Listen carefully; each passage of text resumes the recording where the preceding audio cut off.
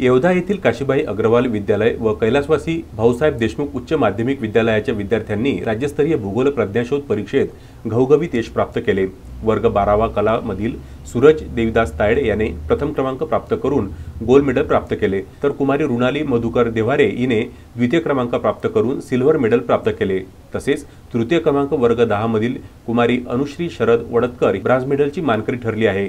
सदर परीक्षा भूगोल प्रज्ञाशोध केंद्र नवी मुंबई मार्फत राज्यस्तरावर घेतली जात असून विद्यालयातील वर्ग 5 ते 12च्या विद्यार्थ्यांनी या परीक्षेत लाभ घेतला।